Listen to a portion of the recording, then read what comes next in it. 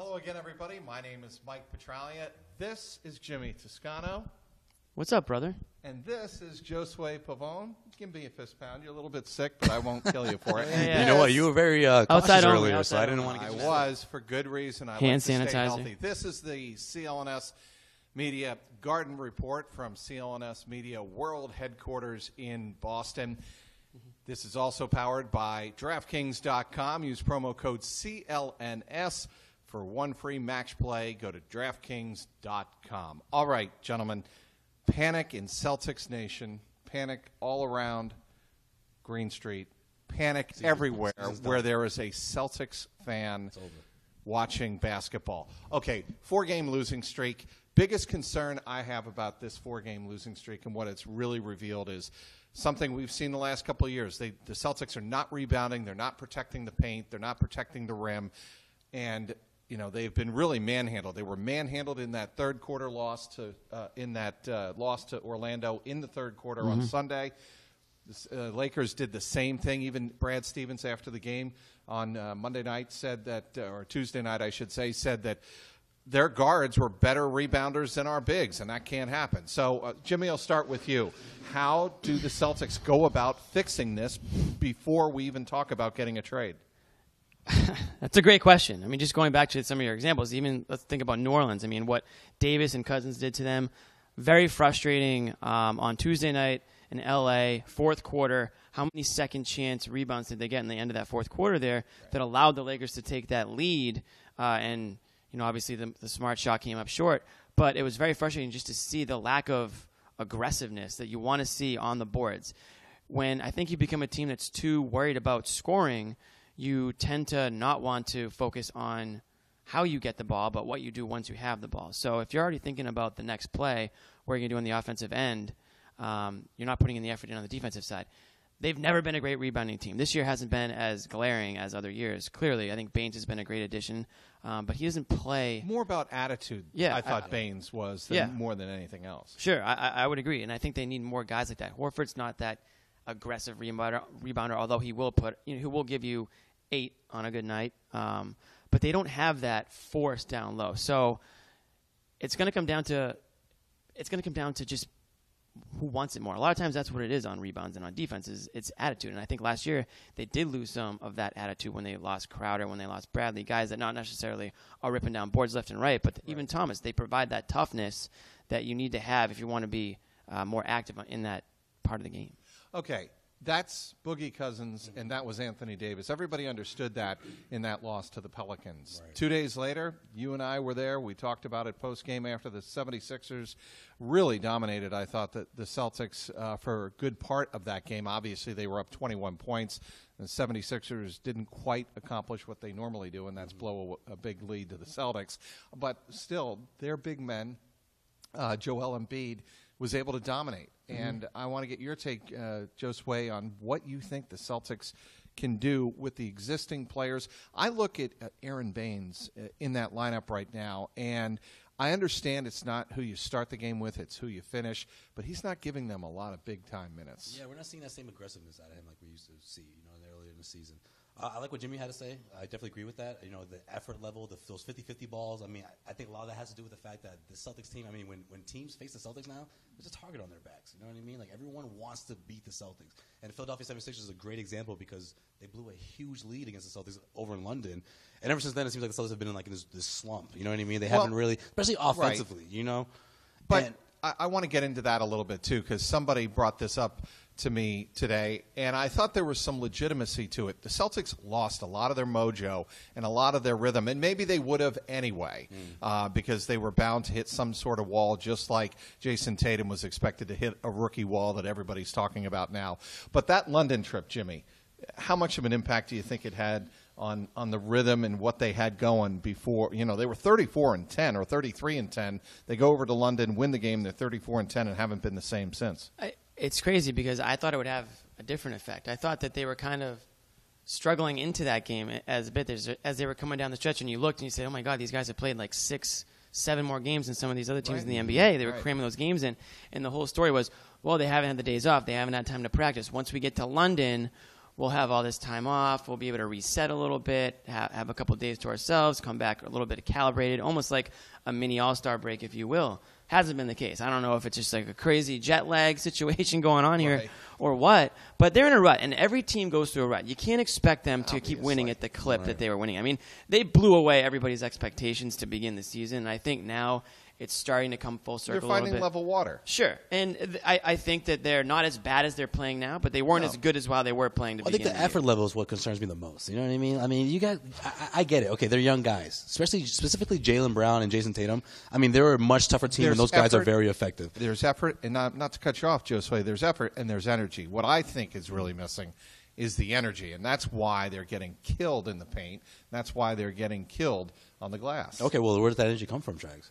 I mean, who's really coming out of the bench and really producing? I mean, Marcus Smart had himself a good game. When they were playing well, it was Marcus Smart and Terry Rozier. Everybody, including yours truly, was raving about the energy those two players and we're not seeing off that the bench. anymore. No. Marcus Morris is still being consistent. Tatum. It was also Brown. Yeah, those two guys are crucial. Were playing way above everyone's expectations, way above, and they're all coming back down to earth a little bit. They leveled Kyrie out. had a little bit slow start to his season, but then he was playing out of this world. Now he's kind of looks like dealing with a little bit of an injury. So obviously one of the games they lost, he didn't play. They got absolutely murdered in that game. Mm-hmm. That's a concern because you don't want it to turn into last season where it was Isaiah Thomas and nobody. Okay, that's a great segue, Jimmy, because here's my concern in this 4-game streak beyond the rebounding. My other big concern is the dependency on one player, i.e. Kyrie Irving. Mm-hmm. And he had the 33 points Tuesday night in the loss to the Lakers. And we've seen it many, many times where Kyrie will score 30, upwards close to 40 points, and he's the only one producing. That is a recipe for disaster come playoff time because good teams are going to give you that one player who can score and then shut everybody else down and deny. And that's what's going to happen. Yeah, we've seen it. I mean, we saw it last year. I mean, the Cavs know exactly how to take Isaiah Thomas out of the game, I mean, before the injury. And they'll certainly know how to do it to Kyrie. And so will any other team. You go out, if you can – it's like what the Patriots do. They take away your best skill player, and what do you have left? So the Celtics, it's going to be for them all about depth. Are these guys like Tatum, Brown, Rozier, Smart, are they going to be able to step up when it matters most? Because right now it does matter, but you're going to hit a low of the season. But when the playoffs come around, that's when everyone's giving you your best. But I'm sorry, go ahead. No, I'm just saying you need to have that depth. So whether it's on this team or not, they're going to find out real fast. Probably on this road trip, whether it's that depth is on this team or if they need to go elsewhere and find it. Right. You did a one-on-one with Al Horford earlier in the year, or a couple weeks ago, right? And I've got concerns about Al Horford's knee, and the Celtics clearly want to manage him in the second half of the year because obviously they want him as close to 100% as possible. Mm-hmm. Come playoff time, they're going to have to give Al, I think, some games off just to get him to the playoffs healthy. If Al Horford's out of the lineup, that is a huge cog out of the machine in terms of the offense and the way they run so much of their offense through Al. Well, it's also a huge cog for the defensive side of things, right? I mean, that is the anchor of the team defensively, and a big reason why I think he's an all-star. You know, I know that debate came up last night or 2 nights ago or whenever it was. However, I think that's an opportunity for Marcus Morris to get in there. You know, I really think Marcus Morris is a guy who wants to play. I mean, he wants to be more productive. Right now, I don't know anybody on it. He wants that thing is cruising down the railway with nobody on board. I don't think. Right I disagree. I want people. Trust me. I want to be on that train. I just right now I haven't seen Morris. Much. You want to make sure Marcus Morris has the set of mind where he's ready to produce and he's ready for his number to be called. When he was added to this roster and when they were playing well at the start of the season, he was a huge part of what they needed, and that was a stretch big. Let's just segue into the next subject. And he's a stretch big, but he's meant to score. If he's not scoring for you, he's not doing. He can rebound. I think he can rebound. His rebounding, his defense is overlooked. I mean, let's face it. You need help on. But when it comes to pick and roll defense, though, I mean, that's the type of guy you want. And on switches, he can guard the guards. He can guard the little guys. He can keep up with those guys. Right, I agree. But you need him to provide offense for you because we already talked about it. With Kyrie being guarded, or if he's off, who is going to provide that offensive boost? Because it's not Smart. It's not always going to be Tatum because he is the rookie. Brown's a streaky shooter as well. You need Morris, the veteran guy they brought in here, nobody's saying Morris is better than Avery Bradley, but I was fine with the trade. I think it made a lot of sense. I still do.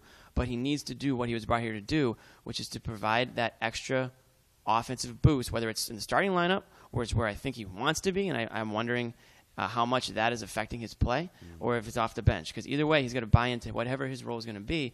They need him. He's going to be like their trade. He's going to be like their trade deadline guy. If he can turn it around a little bit and play the way he's capable of playing, that would be a huge boost for them. So for so long, we have heard the Celtics tied in with the name Nerlens Noel.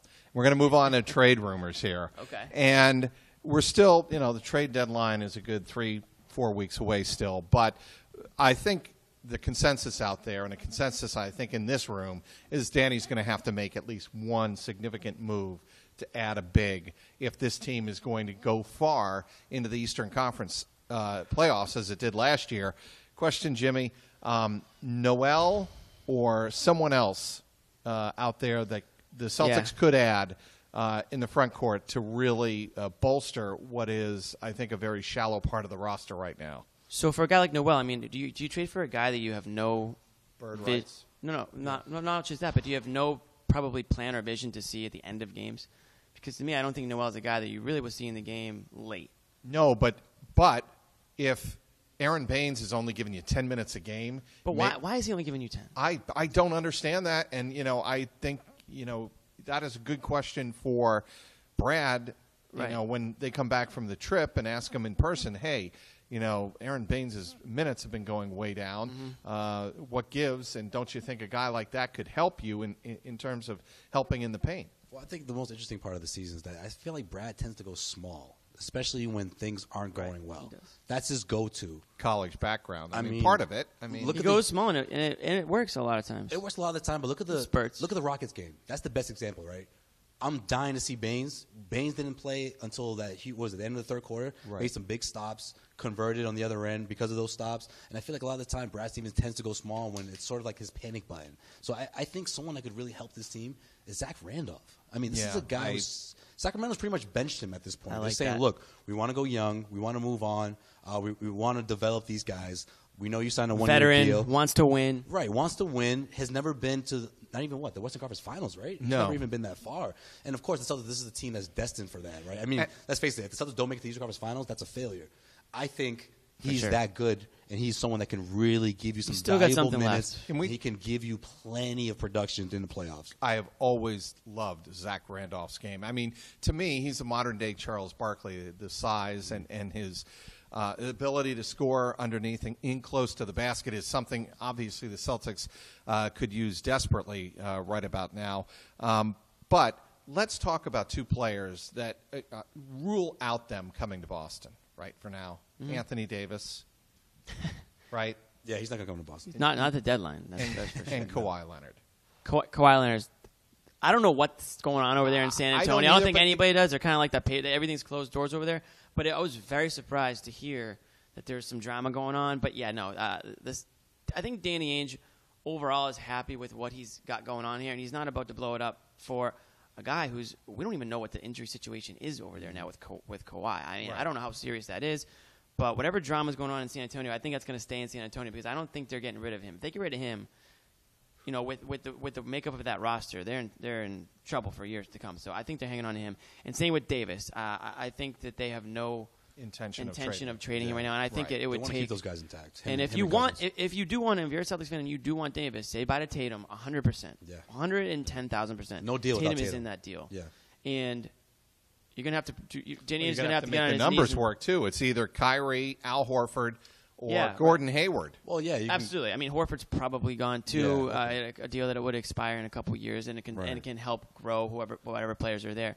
But you're losing a potential, all-star for years to come in Tatum by getting Davis, who already is that, and maybe it would work out for both sides. Who knows? But it's not going to happen. Okay, definitely not right now.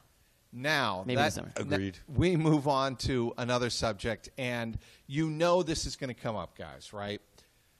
As Gordon Hayward continues to make progress. The story's never going to end.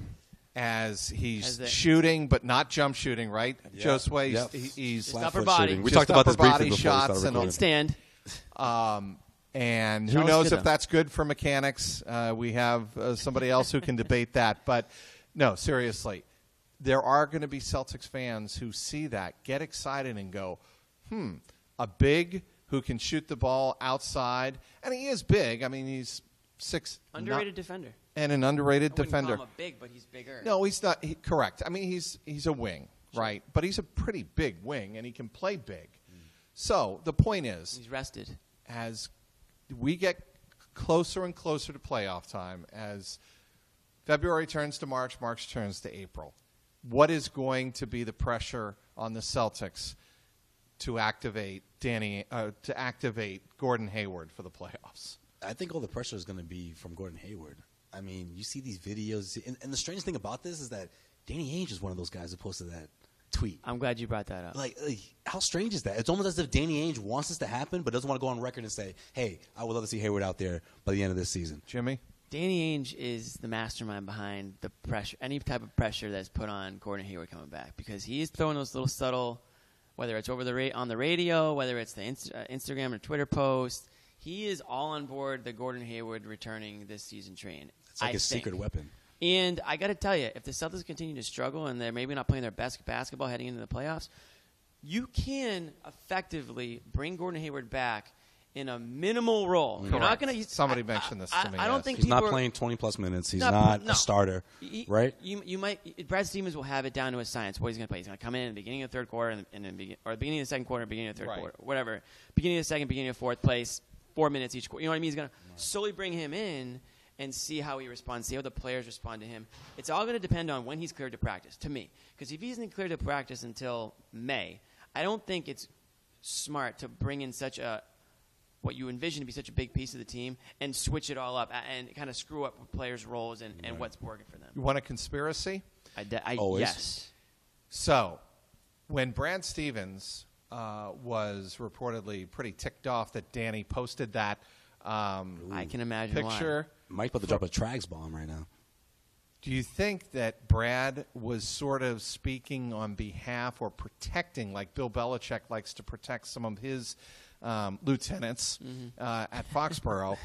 Maybe Brad was protecting Stevens a little bit, Hayward a little bit, okay, and telling Danny subtly, don't do that. Yeah. Okay, he's not ready, and I don't want him pressured into coming back because I've known this guy since he was a freshman in college. Yeah, I think you know, when it comes to Ainge versus Stevens, I think Ainge is way more of the like okay, let me rephrase. I think Stevens is more of like the father, but like the, you know, he wants to win. Don't get me wrong, but he's thinking way more about Gordon Hayward's like want to make sure he's 110% healthy. I don't want to do anything to jeopardize his career. About his psyche. Not to say Danny Ainge isn't, but Danny Ainge has that competitive streak in him. You know what I mean? He's former player, former NBA guy. Probably has played through a bunch of injuries. Yes. You know, has played with guys who have seen Bird and McHale play through horrible injuries in the playoffs and ruin the their post basketball lives essentially. You know, in terms of health. Some McHale, for example, and I think plays through some injuries that have really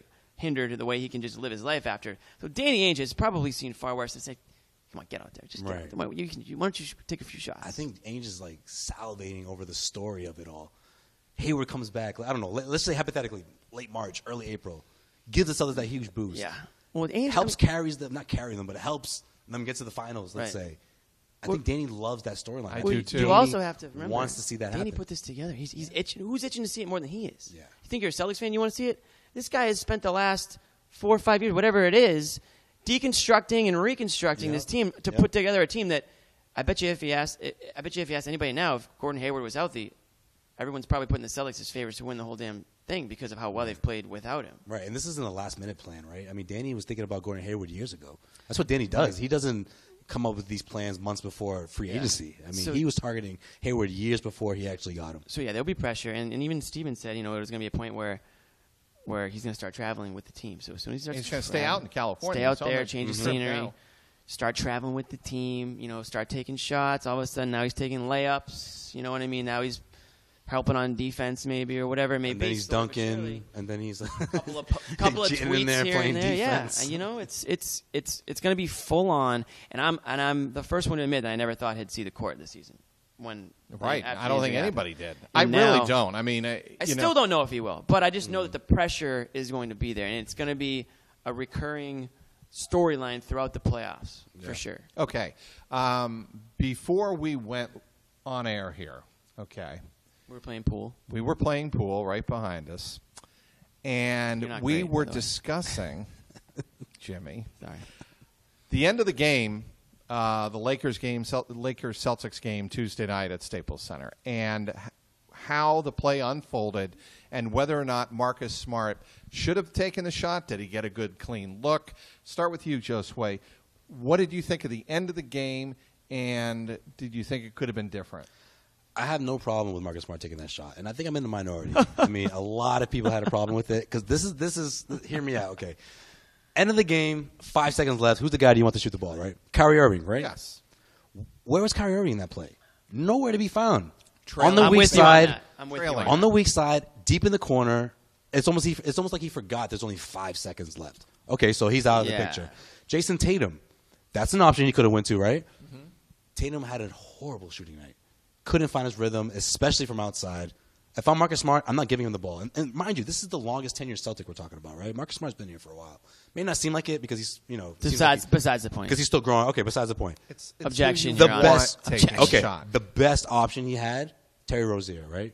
But let me tell you this: the second he crossed the logo, half court, that's when he had a chance to give it to Terry. Not true. Marcus Smart is not going to give it to Terry. Okay, because at the end of the day, you know why? Not only did he have a good shooting night, not only did he have 22 points, he wanted that opportunity. Listen, this is a guy who has Who come wanted up the huge. opportunity? Marcus Smart. Marcus. Who cares? This is the Everybody guy, out there wanted the opportunity. How many times has Marcus Smart come up big at the end of the games? How many times hasn't he? I don't know. You could probably count a lot more. The on Rockets on the game, ladder. just to name one, right? How many times he does it offensively? He wants to do it offensively. He made 4 3-pointers that game. Let's face it, he's a streaky shooter. If he makes 4 of them, Right. he thinks he can make a 5th one. I mean, Well, why that's are we the problem. surprised here? But that's the problem I I don't have think it's a with it. problem because there's 5 seconds left. You're in that scenario. 5.7.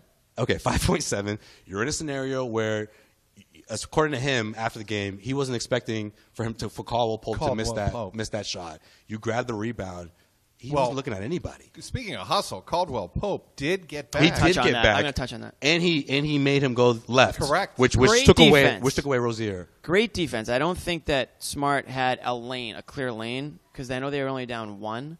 So you could have gone with a 2-point play there instead of the 3-point play, as we have a concert coming in, I think. Yeah, I think is this a cue? I don't know if they could hear it, but we could hear it. I don't have a problem with him not driving because I don't think the drive was there. This is my problem.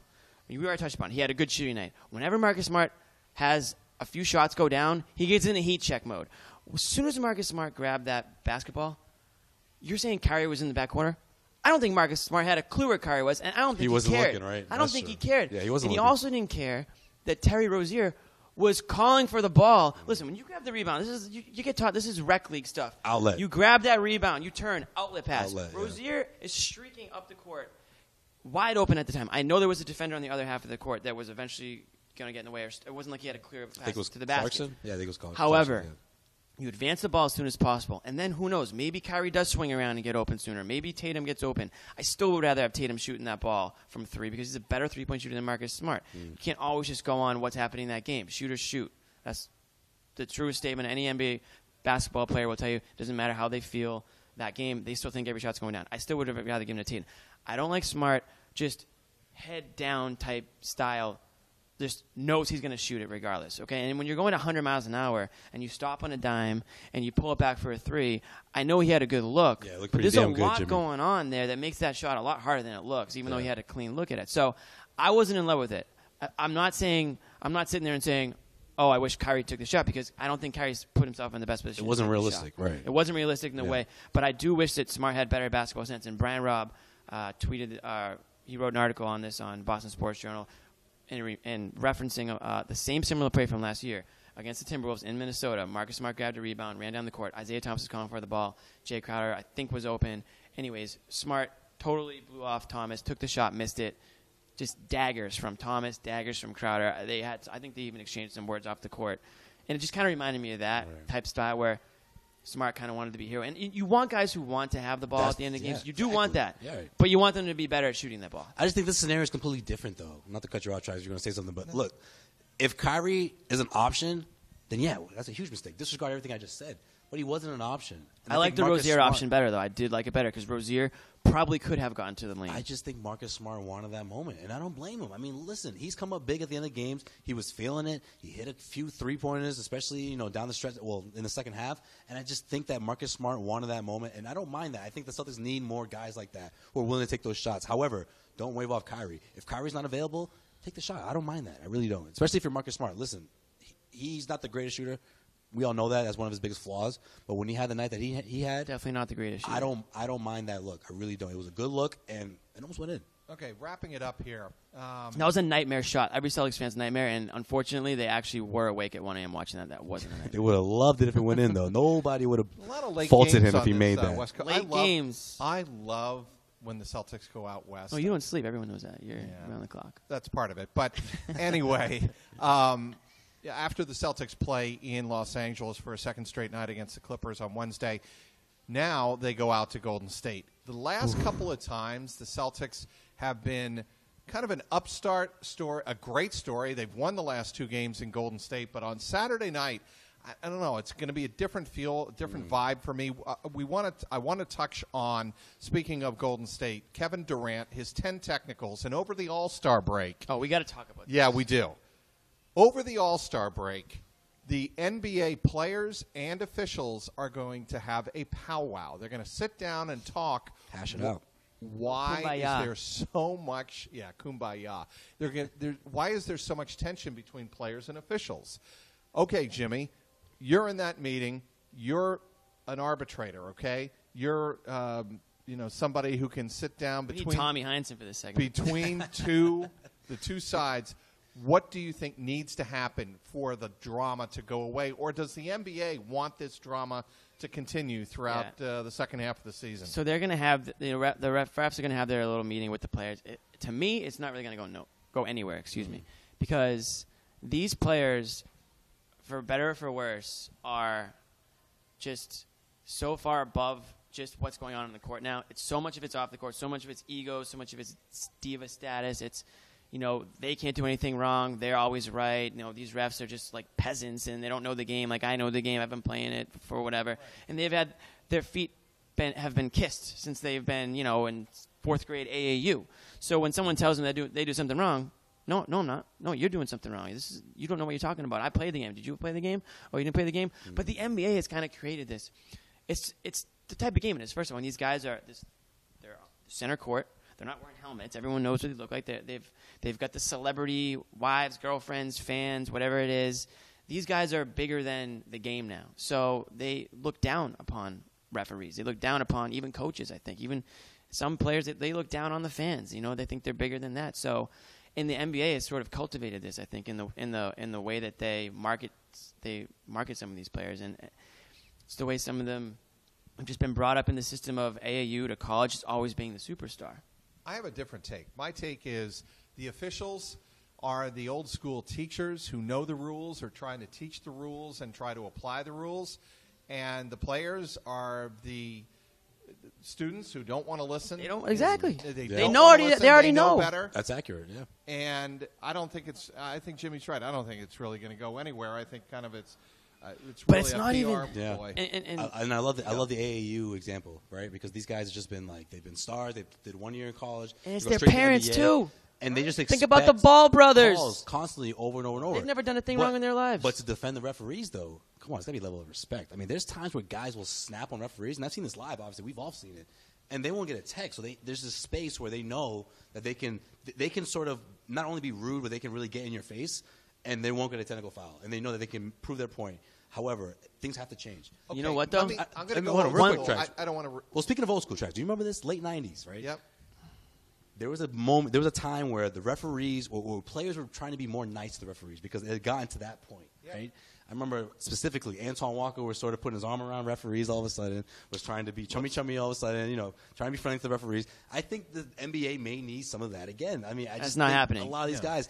Well, I think that's what this little conversation or whatever on All-Star Weekend can ultimately.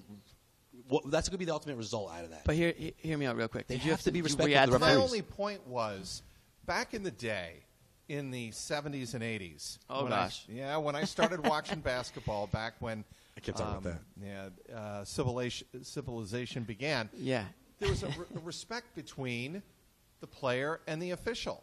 There just was, and you knew what you could do on the court. Respect your elders. No, Yeah. but it wasn't kowtow to your elders. It was, look, I think you missed that call, or come on, But it wasn't complete disrespecting of the officials and bitching and moaning every single time a call went against you. And I've had that complaint about the NBA for 10, 15 years now, Especially the last 20 years. But now it's gotten to such a point where they are literally complaining about every single call, Everything. throwing their hands up in the air. And when you get that kind of reaction, the officials are like, just come on, let's play. In your opinion, is any of it on the officials? No, I don't think so. I haven't seen. We can admit that they'll miss a call here and there, of course. They are human. Of course they're going to miss a call. But what I'm saying is, back in the day, there was an understanding between officials and players, and they would talk in timeout and say, look, I probably missed it. I got you. I understand. I don't. It's the diva. Not saying they're making status. it up, but I was just going to say, Tim Donaghy did such damage to the credibility of CLNS officials. guy right there, I think. I don't think so. I think that's a different Tim Donaghy. Oh, is it? Well, anyways, go on. But you just broke my flow there. Sorry, no, you were saying something about Tim Donaghy. Yeah, what was it? About officials. Yeah, I just think that until the officials and players have a mutual respect, this is going nowhere. all right, well, let me piggyback on what Jimmy just said about Then I want to take it one step further. the divas, quote unquote, right? Yeah. Does that not begin or start and end with LeBron James? I mean, how many times? Oh, God. So I Are we going don't to trash see- on LeBron here? No. I don't think LeBron. Listen. LeBron James He does did it. cry a lot. Michael Jordan Everybody did knows. it. Kobe Bryant did it. When the best Correct. players do it, the players are going to follow that lead. I mean, let's face it. Every single call, you can't call a foul on one of these guys because they lose it. And I'm not just talking about LeBron. Kobe Bryant, the best players in the league throughout the last 3 generations, right? And Michael Jordan is just as guilty. Right. I mean, he gets a pass. I feel like people forget how many times he used to complain about calls. And I think that you set a tone, you set a precedent.